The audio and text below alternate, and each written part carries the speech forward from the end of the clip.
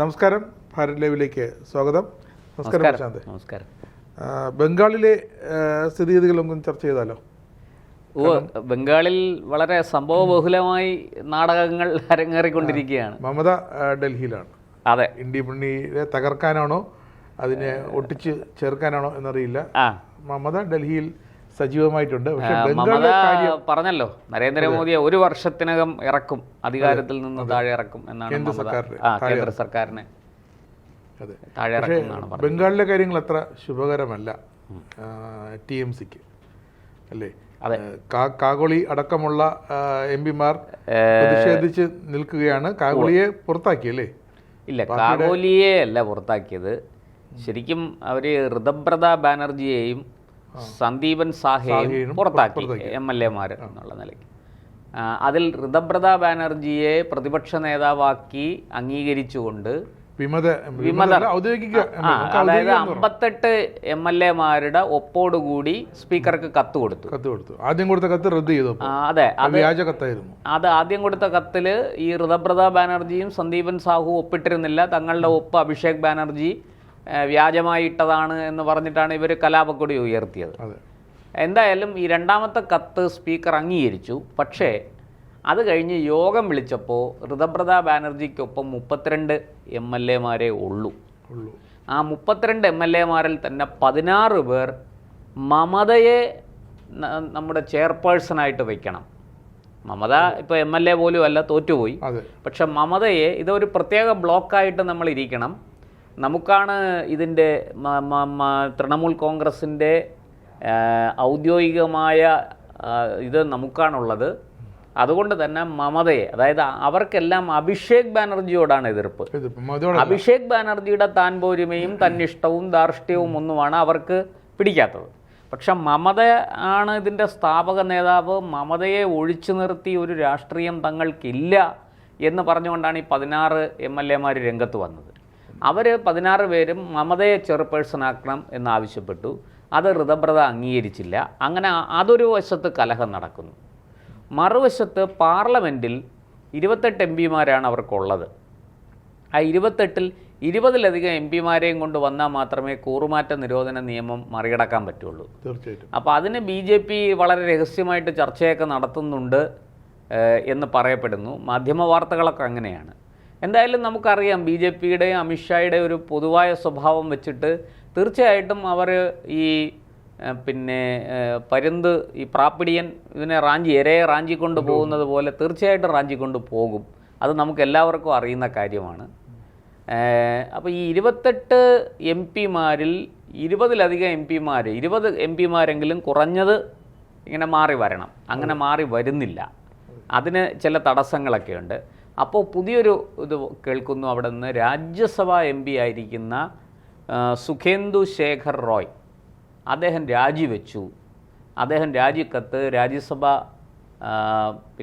ഉപാധ്യക്ഷനായിട്ടുള്ള നമ്മുടെ ഉപരാഷ്ട്രപതിക്ക് കൈമാറി, രാജ്യസഭാ അധ്യക്ഷന് കൈമാറി എന്നാണ് കേൾക്കുന്നത്.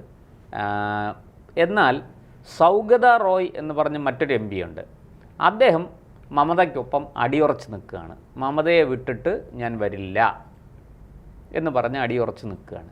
ഇങ്ങനെ ഡൽഹിയിലും കൊൽക്കട്ടയിലുമായിട്ട് നിരവധി രാഷ്ട്രീയ നാടകങ്ങൾ അരങ്ങേറിക്കൊണ്ടിരിക്കുകയാണ്. അതെല്ലാം TMCയെ മുന്നിൽ നിർത്തിയാണ്. TMCയുമായിട്ട്, അതായത് തൃണമൂൽ കോൺഗ്രസുമായി ബന്ധപ്പെട്ടാണ് ഇതെല്ലാം സംഭവിക്കുന്നത്. എന്നാൽ അതേസമയം BJP അവിടെ 208 MLA-മാരുമായിട്ട് സുഖമായിട്ട് അധികാരത്തിൽ കയറി ഭരിച്ചു. ഭരിക്കാൻ ആരംഭിച്ചു. സുവേന്ദു അധികാരി മുഖ്യമന്ത്രിയാണ്. അദ്ദേഹത്തിൻ്റെ നടപടിക്രമങ്ങളുമായിട്ട് മുന്നോട്ട് പോകുന്നു. സത്യത്തിൽ മമത ഒരു വലിയ വെല്ലുവിളി നേരിടുന്നുണ്ട്. ഒരു വശത്ത് നമുക്കറിയാം, മമതയുടെ സഹോദരൻ ബാബുൻ ബാനർജി വിട്ടുപോയി. മമതയ്ക്കെതിരെ വലിയ കലാപക്കൊടി ഉയർത്തി. അദ്ദേഹം BJP പാളയത്തിലാണ്.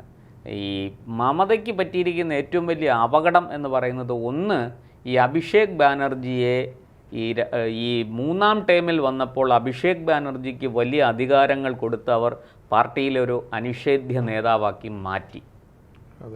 അതാണ് ഒരു പ്രശ്നം. രണ്ടാമത്തത്, ഭീകരമായ അഴിമതി അവിടെ നടന്നു. മൂന്നാമത്തത് ഈ ന്യൂനപക്ഷ പ്രീണനം അതിൻ്റെ എല്ലാ സീമകളും ലംഘിച്ചു എന്ന് മാത്രമല്ല അത് ഈ പിന്നെ നമ്മുടെ ഈ പൂജ നവരാത്രി ഉത്സവവുമായി ബന്ധപ്പെട്ട് ആഘോഷങ്ങൾ പ്രൊസഷൻ ഒക്കെ നടക്കുന്നത് എഴുന്നള്ളത്തൊക്കെ നടക്കുന്നതിനെ നിരോധിക്കാൻ പോലും ഒരു വേള അല്ലെങ്കിൽ അത് മാറ്റിവെപ്പിക്കാൻ പോലും മമത ഒരു വേള തയ്യാറായി. ചില സ്ഥലങ്ങളിൽ അതായത് മുസ്ലിം ഭൂരിപക്ഷ പ്രദേശത്തു കൂടി ഈ പ്രൊസഷൻ കടന്നു പോകുന്നതിനെ അനുവാദം കൊടുത്തില്ല. ഇങ്ങനെ മമത പിന്നെ ഒരു വശത്ത് ഈ ലോക്സഭാ തെരഞ്ഞെടുപ്പിലും മറ്റുമൊക്കെ തിരിച്ചടികൾ കിട്ടിത്തുടങ്ങിയപ്പം ഒരു വശത്ത് മമത മാറി പിന്നെ വലിയ ക്ഷേത്രം നിർമ്മിക്കുന്നു. അവിടെ ഈ മഹാവിഷ്ണു നമ്മുടെ പുരി ജഗന്നാഥ ക്ഷേത്രം പോലെ അതിൻ്റെ അതേ മോഡലിൽ ഒരു വലിയ ക്ഷേത്രം നിർമ്മിക്കുന്നു. അതിന് സർക്കാർ ഖജനാവിൽ നിന്ന് പണമെടുത്ത് ചെലവഴിക്കുന്നു. ഇങ്ങനെയൊക്കെയുള്ള പല അവസാന നിമിഷത്തിൽ ഓരോരോ പല നാടകങ്ങളാണ് അവിടെ പ്രീണനം. അതായത് ഹിന്ദു വോട്ട് നഷ്ടപ്പെടും എന്നായപ്പോൾ അത് തിരിച്ചു പിടിക്കുക. ഇവിടെ കേരളത്തിൽ CPM കളിക്കുന്ന അതേ കാർഡ് 5000 കോടി രൂപ മദ്രസകൾക്ക് കൊടുത്തു. അത് മറ്റൊരു വശത്ത് പക്ഷേ മുസ്ലിം സമുദായം OWC അടക്കം ഉന്നയിച്ച ആരോപണം ഞങ്ങൾക്ക് മുസ്ലിം സമുദായത്തിന് വെറും 7% മാത്രമാണ് സർക്കാർ സർവീസിലെ പ്രാതിനിധ്യം എന്നാണ്. അതുപോലും മമത കണ്ടില്ല. ഇല്ല, ഞാൻ പറഞ്ഞില്ലേ തരാതരം പോലെ എല്ലാ കാർഡും ഇറക്കി. ഹിന്ദു കാർഡ് ഇറക്കേണ്ട സമയത്ത് ഹിന്ദു കാർഡ് ഇറക്കും, മുസ്ലിം കാർഡ് ഇറക്കേണ്ട സമയത്ത് മുസ്ലിം കാർഡ് ഇറക്കും. ഇങ്ങനെ അതായത് ഏത് വിധേനയും അധികാരം നിലനിർത്തുക. പിന്നെ ഇതിനെല്ലാം ഉപരി ഒരു വലിയ ചതി നമ്മുടെ രാജ്യത്തോട് തന്നെ ചെയ്തു.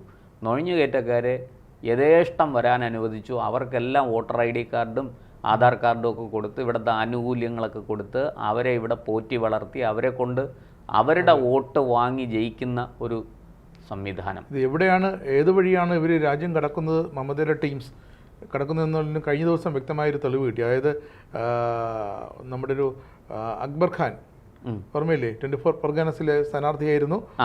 അവസാനം അവിടെ BJPയുടെ വോട്ടർ EVM-ൽ BJPയുടെ പേരിന് നേരെ സ്റ്റിക്കർ ഒട്ടിച്ച് വെച്ചിരുന്നുകൊണ്ട് റീ ഇലക്ഷൻ നടന്നു. അപ്പോൾ ഇലക്ഷന് മുമ്പ് തന്നെ പുള്ളി പ്രഖ്യാപിച്ചു ഞാൻ മത്സരിക്കാനില്ല എന്ന് പ്രഖ്യാപിച്ചു. അവിടെ ജഹാംഗീർ ഖാൻ അങ്ങനെ ഈ ജഹാംഗീർ ഖാനെ ഇപ്പോൾ ഒട്ടനവധി കേസുകളിലെ പ്രതിയാണ്. പുഷ്പ ഖാൻ എന്നാണ് അറിയുന്നത്. നമ്മുടെ അല്ലു അർജുന്റെ പുഷ്പ. അതുപോലെ തന്നെ കഴിഞ്ഞ ദിവസം വേറൊരാള് ഈ ഒരു സ്ഫോടന കേസിൽ പ്രതിയായിരുന്ന പുള്ളി നാട് വിട്ടു. അയാള് രാജ്യം കടന്നു. സൗക്കത്ത് മുല്ല അങ്ങനെ എന്തോ ആണ് പേര്. അയാളിപ്പോൾ പിടിയിലായിട്ടുണ്ട്. അയാൾ NIA അറസ്റ്റ് ചെയ്തു കഴിഞ്ഞ ദിവസം. അയാൾ മമതയായിട്ട് വളരെ അടുത്ത് ബന്ധമുള്ള ആളായിരുന്നു എന്നാണ് പറയുന്നത്. അയാൾ ബംഗ്ലാദേശിലേക്ക് കടക്കാൻ ശ്രമിക്കുകയായിരുന്നു, പക്ഷെ വിജയിച്ചില്ല. അയാളെ NIA പിടികൂടി. ഈ ജഹാംഗീർ പുഷ്പ ഖാനെയും നമ്മുടെ അല്ലു അർജുന്റെ സിനിമയിൽ നിന്നും പ്രയോജനം ഉൾക്കൊണ്ട് പുഷ്പ എന്ന പേര് സ്വീകരിച്ചു. അവിടുത്തെ എൻകൗണ്ടർ സ്പെഷ്യലിസ്റ്റിനെതിരെ പുള്ളിക്കേരെ വെല്ലുവിളിച്ച് പോയി. കൃത്യമായിട്ട് നേപ്പാൾ അതിർത്തിയിൽ നിന്നാണ്, അല്ലെങ്കിൽ ഒരല്പം വൈകിയെങ്കിൽ അതിർത്തി കടന്നനെ. അങ്ങനെ അത് പുള്ളിയെ അറസ്റ്റ് ചെയ്ത് കൊണ്ടുവന്ന് ചോദിച്ചു. അല്ല അതല്ല, അതൊക്കെ കാരണം എന്ന് വെച്ചാൽ ഭരണം മാറിയ സ്ഥിതിക്ക് പോലീസ് അവിടെ അവരുടെ മറ്റേ പോലീസിനെ നിർവീര്യമാക്കി വെച്ചിരിക്കുകയായിരുന്നല്ലോ മമത. കേരളത്തിൽ എങ്ങനെയാണോ CPM ചെയ്തത് അതുപോലെ തന്നെ പഴയ CPM-കാരാണല്ലോ മമതയുടെ കൂടെ വന്നത്. അപ്പോൾ അവരുപദേശിച്ചു കൊടുക്കും ഇതെല്ലാം എങ്ങനെയൊക്കെയാണ് കാര്യങ്ങൾ, ഞങ്ങൾ എങ്ങനെയൊക്കെയാണ് ചെയ്തിരുന്നത്, നിങ്ങളും അതുപോലെ ചെയ്തു. അപ്പോൾ ഈ ഒരു MP രാജിവെച്ചു എന്ന് പറയുന്നത് പക്ഷേ മമതയ്ക്ക് ഒരിക്കലും ഗുണകരമാകില്ലല്ലോ. മമതയുടെ ലക്ഷ്യം രാജ്യസഭയിലേക്ക് അല്ലെങ്കിൽ പാർലമെന്റിലേക്ക് കടന്ന് രാജ്യസഭയിലാണ് എളുപ്പത്തിൽ കയറാം. പക്ഷേ ഇപ്പോഴത്തെ സിറ്റിംഗ് കപ്പാസിറ്റി വെച്ചിട്ട് ഇപ്പോഴത്തെ സിറ്റിംഗ് കപ്പാസിറ്റി വെച്ചും മമത മത്സരിച്ചാലും ജയിക്കില്ല. കാരണം BJPക്ക് അത്രയും വോട്ടുണ്ട്. BJPയെ എതിർത്ത് തോൽപ്പിക്കാൻ മമതയ്ക്ക് സാധിക്കില്ല ഇപ്പോഴത്തെ നിലയ്ക്ക്. അതായത് 13 MP-മാരാണ് രാജ്യസഭയിൽ തൃണമൂലിനുള്ളത്. അതിലൊരാളാണ് രാജിവെച്ചിരിക്കുന്നത്. അത് അവിടെ ഇനിയിപ്പോൾ ഒരു രാജ്യസഭാ തെരഞ്ഞെടുപ്പ് നടന്നാലും TMCക്ക് ജയിക്കാൻ സാധിക്കില്ല. തീർച്ചയായിട്ടും. അതുകൊണ്ട് തന്നെ മമതയെ സംബന്ധിച്ച് ഇപ്പം ഈ സുഖേന്ദു ശേഖർ റോയ് തന്നെ അവിടെ വീണ്ടും മത്സരിക്കും, BJP പിന്തുണയിൽ ജയിച്ചു വരുമെന്നാണ് മാധ്യമങ്ങൾ റിപ്പോർട്ട് ചെയ്യുന്നത്. പ്രത്യേകിച്ചും കൊൽക്കട്ടയിൽ നിന്നുള്ള ബംഗാളി മാധ്യമങ്ങളും ഇംഗ്ലീഷ് മാധ്യമങ്ങളും ഒക്കെ റിപ്പോർട്ട് ചെയ്യുന്നത് കുറുമാറ്റ നിരോധന നിയമം മറികടക്കാനാണ് പെടാതിരിക്കാൻ രാജിവെച്ചു BJPയുടെ നോമിനിയായിട്ട് മത്സരിച്ച് ജയിച്ച് വീണ്ടും രാജ്യസഭയിലെത്തും. അപ്പോൾ BJPക്ക് അവിടെ ഒരു MP-യെ കിട്ടി. പിന്നെ ഈ പറഞ്ഞതുപോലെ സ്വന്തം MP-യെ ഈ 20 MP-മാർ ഇപ്പം തൃണമൂലിൻ്റെ ടിക്കറ്റിൽ ജയിച്ചു വന്നിരിക്കുന്നവർ കാലുമാറി BJPക്കൊപ്പം വന്നാൽ അതൊരു വലിയ നേട്ടമാണ്. കാരണം ഇപ്പോൾ 242 MP-മാർ BJPക്ക് ഉണ്ട്. അതിൻ്റെ കൂടെ 20 പേര് കൂടെ ആകുമ്പോൾ 262 ആവും. BJPയെ സംബന്ധിച്ചിടത്തോളം BJPക്ക് കേവല ഭൂരിപക്ഷത്തിനോട് അടുക്കുന്നു ഒറ്റയ്ക്ക്. അപ്പോൾ അത് BJPക്ക് ഒരു വലിയ നേട്ടമായിരിക്കും ആ കാര്യം. പക്ഷെ അത് എത്രത്തോളം സംഭവിക്കും എന്ന് നമുക്ക് ഇപ്പോഴും നടക്കുന്ന നാടകങ്ങളുടെ പരിസമാപ്തിയിൽ മാത്രമേ നമുക്ക് അറിയാൻ കഴിയുള്ളൂ. ആരൊക്കെ എങ്ങോട്ടൊക്കെ എങ്ങനെയൊക്കെ ചാടും, പാലം വലിക്കും എന്നൊക്കെ. ഒരു കാര്യം വ്യക്തമാണ്, തൃണമൂൽ കോൺഗ്രസ് എന്ന പാർട്ടി, മമതാ ബാനർജി എന്ന നേതാവ്, രണ്ടും ഇന്ത്യൻ രാഷ്ട്രീയത്തിൽ നിന്ന് പതുക്കെ എന്താ പറയുക, അതിൻ്റെ ഡിക്ലൈൻ, അതിൻ്റെ ഒരു താഴ്ച ആരംഭിച്ചിരിക്കുന്നു. അത് ഈ പരാജയം അവരുടെ ആ വീഴ്ചയുടെ ആഘാതം കൂട്ടുകയാണ്. ഇന്നത്തെ യോഗം, ഇന്ത്യ മുന്നണിയുടെ യോഗം തീർച്ചയായിട്ടും രാഹുലിനെതിരെ വളരെ ശക്തമായിട്ട് ഇവർ ചരട് വലിക്കും, പ്രതികരിക്കും എന്നൊക്കെയാണ് നമുക്ക് കിട്ടുന്നത്. പ്രാദേശിക നേതാക്കളെല്ലാവരും അവർ കോൺഗ്രസിനെ ഒഴിവാക്കിക്കൊണ്ട് പോകുമോ, അതോ രാഹുലിനെ മാറ്റി മറ്റൊരു നേതാവിനെ, പ്രിയങ്കയെ മുന്നോട്ട് കൊണ്ടുവരണമെന്ന് അവർ ആവശ്യപ്പെടുമോ, ഇങ്ങനെയൊക്കെയുള്ള ഒരുപാട് കാര്യങ്ങൾ ഇന്നത്തെ യോഗത്തിൽ ചിലപ്പോൾ ചർച്ച ചെയ്തേക്കാൻ തീരുമാനിക്കപ്പെട്ടു. രാഹുലിന് കൊടുക്കാവുന്ന ഏറ്റവും വലിയ ശിക്ഷ പ്രിയങ്ക വരുന്നതാണ്. അങ്ങനെയും അവർ ഒരു നീക്കം നടത്തിയേക്കാം. എന്തായാലും സ്റ്റാലിനോട് കാണിച്ച ചതി അഖിലേഷിനും മമതയ്ക്കും തേജസ്വി യാദവിനും ഒക്കെ വലിയ ഒരു പുനർവിചിന്തനത്തിന് അവരെ പ്രേരിപ്പിക്കുന്നതായി മാറിയിരിക്കുകയാണ്. അതായത് കോൺഗ്രസ് ഇത്രയും കാലം ഇല്ലാതിരുന്ന ഒരു പ്രവണത ഇതാ ഇപ്പോൾ കാണിച്ചിരിക്കുന്നു. ചതി എന്നൊരു കാര്യം മുമ്പ് കോൺഗ്രസിൻ്റെ അങ്ങനെ അജണ്ടയിൽ ഇല്ലായിരുന്നു എന്നാണ് ഇവർ പറയുന്നത്. നമുക്ക് പഴയ ചരിത്രമൊക്കെ ഒരുപാട് നമ്മൾ പരിശോധിക്കാനുണ്ട്, ഇരിക്കട്ടെ. എങ്കിലും ഇത്രയും കാലം, കഴിഞ്ഞ 12 വർഷം നരേന്ദ്രമോദി ഈ ഇന്ത്യയുടെ പ്രധാനമന്ത്രിയായി തുടർച്ചയായിട്ട് ഭരിച്ചുകൊണ്ടിരിക്കുന്നു. ഈ കാലത്തെല്ലാം ഇവരെല്ലാം ഒറ്റക്കെട്ടായിരുന്നു. അല്ലെങ്കിൽ ഇവർ പല ഘടകങ്ങളായിട്ട് നിന്നെങ്കിൽ പോലും മോദിയെ എതിർക്കുന്ന കാര്യത്തിൽ ഇവരെല്ലാം ഒറ്റക്കെട്ടായിരുന്നു. പക്ഷേ ഇപ്പോഴിതാ രാഹുൽ ചതിച്ചിരിക്കുന്നു. അത് രാഹുലാണത് ചെയ്തിരിക്കുന്നത്. കാരണം DMKയുടെ ചെലവിൽ നിന്ന്, DMKയുടെ പണം കൊണ്ട്, DMKയുടെ വോട്ട് കൊണ്ട് മത്സരിച്ച് ജയിച്ചു 5 സീറ്റുകളിൽ. എന്നിട്ട് റിസൾട്ട് വന്നപ്പോൾ DMKക്ക് ഒറ്റയ്ക്ക് അധികാരത്തിൽ വരാൻ കഴിയില്ല എന്ന് തിരിച്ചറിഞ്ഞിട്ട് വിജയ് വരും എന്ന് മനസ്സിലാക്കിയപ്പോൾ ഒറ്റയടിക്ക് DMKയെ തള്ളിപ്പറഞ്ഞുകൊണ്ട് വിജയിൻ്റെ കൂടെ പോയി. അത് ഇവർ മാത്രമല്ല, ഇടതുപക്ഷവും മുസ്ലിം ലീഗും അത് ചെയ്തിരിക്കുന്നു. ഇടതുപക്ഷവും മുസ്ലിം ലീഗും കുറച്ച് വൈകി എന്ന് മാത്രമേ ഉള്ളൂ, പക്ഷെ അവരും അത് ചെയ്തിരിക്കുന്നു. അത് DMK പുറത്തു നിന്നുള്ള പിന്തുണ ഇപ്പോഴും അവകാശം, അത് എന്തോ ആകട്ടെ, പിന്തുണയ്ക്കുന്നുണ്ടല്ലോ. അപ്പോൾ DMKയെ ഇത് വലിയ രീതിയിൽ ബാധിച്ചിട്ടുണ്ട്.